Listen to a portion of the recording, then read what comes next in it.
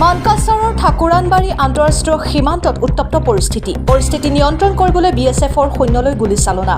সীমান্তৰ বিএছএফে বাংলাদেশৰ সেনাক নিয়ন্ত্ৰণ কৰিবলৈ সৈন্যলৈ চাৰি যায় গুলী চালনাৰ ঘটনা সংঘটিত হয়। বাংলাদেশৰ নাগৰিকক পুছবেক কৰাৰ সময়তে এই ঘটনা সংঘটিত হৈছে বুলি জানিব পৰা গৈছে। উল্লেখ্য যে ভাৰতত অবৈধভাৱে প্ৰৱেশ কৰা 14গৰাকী বাংলাদেশী নাগৰিকক মানকাছৰ আন্তঃৰাষ্ট্ৰীয় সীমান্তৰে পুছবেক কৰাৰ সময়তে বাংলাদেশৰ সেনা বিজিবিয়ে বাধা প্ৰদান কৰে। জানিব পৰা মতে বাংলাদেশ সেনা বিজিবিয়ে আন্তঃৰাষ্ট্ৰীয় সীমান্তৰ শূন্যস্থানত আহি ভাৰতীয় সেনা বিএছএফৰ লগত প্ৰথমে তৰ্কযুদ্ধত লিপ্ত হয়। পিছে বাংলাদেশ সেনাৰ লগতে ঘটনাস্থলীত বাংলাদেশৰ শ নাগৰিকে সীমান্তৰ শূন্যস্থানত আহে যদিও বিএছএফে পৰিস্থিতি নিয়ন্ত্ৰণ কৰিবলৈ সৈন্যলৈ গুলী কৰিবলৈ বাধ্য হয়। হাতশিঙিমাৰীৰ পৰা আমিৰুল ইছলামৰ ৰিপৰ্ট, অৰুণোদয় আছাম। বৰ সন্দেহযুক্ত নাগৰিকক আটক কৰি লৈ অনা হৈছে।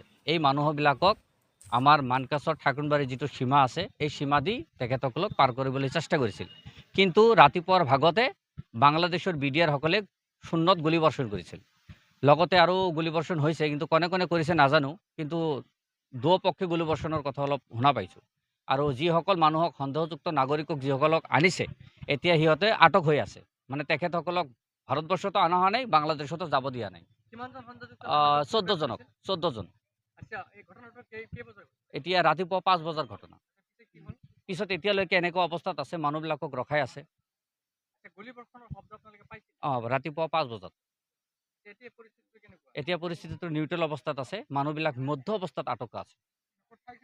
ঠাইখিনিৰ নাম এইটো বৰ্তমান ঠাকুৰবাৰী বটাৰ বুলি কয়, মানকাছৰ ঠাকুৰবাৰী বটাৰ। লৈ যাব ধৰিছিল, তেতিয়া হৈছিল। এইটো ঘটনাটো মই ৰাতিপুৱা নাজানো, বৰ্ডাৰত আমালোকক যাবই নিদিয়ে। অলপ শুনা পালোঁ আৰু দেখা পাই আছোঁ এতিয়ালৈকে। মানুহবিলাক যিসকলক 14জন নাগৰিকক সন্দেহযুক্ত নাগৰিকক লৈ অনা হৈছে তেখেতসকলে মধ্য অৱস্থাত আছে। তেখেতসকলক এতিয়ালৈকে বাংলাদেশতো যাব দিয়া নাই, আকৌ ভাৰতবৰ্ষতো উভতি অহা নাই। বাক ভিতৰত অলপ ৰাতিপুৱা এইটো গুলীবৰ্ষণৰ অলপ শব্দ শুনা গৈছে।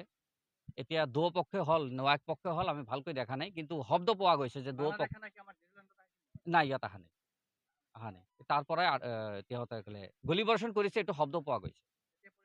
এই নিয়ন্ত্ৰণত